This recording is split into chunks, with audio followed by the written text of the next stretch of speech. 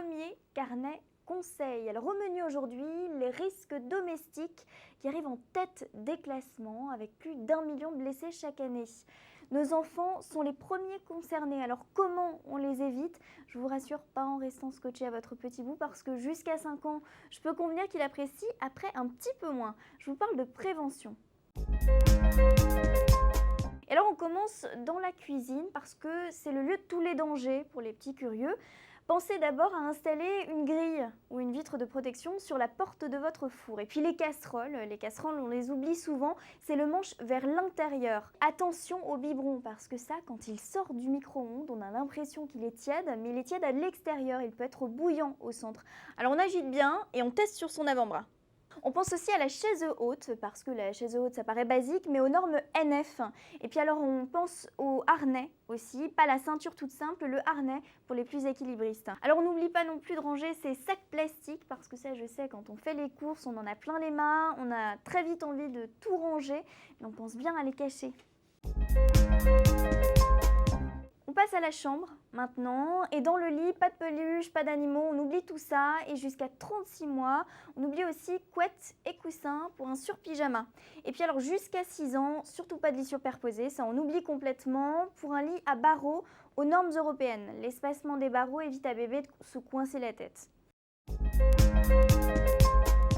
Alors de l'apéritif maintenant, on garde un œil attentif aussi sur les olives, les cacahuètes, tout ça, quand on n'a pas 10 ans, on avale tout rond au risque de s'étouffer. Puis alors les plantes d'intérieur, je conçois que vous ne les mangiez pas, en revanche vos enfants ça peut leur arriver, donc on pense à vérifier qu'elles ne sont pas toxiques. Dans la salle de bain maintenant, la température de l'eau doit être entre 35 et 38 degrés. Et puis alors on n'oublie pas les tapis aussi, à l'intérieur mais aussi à l'extérieur du bain. Avant de vous laisser mettre en pratique, juste quelques rappels utiles afin d'éviter d'abord les chutes, parce que c'est les premières causes d'accidents à la maison.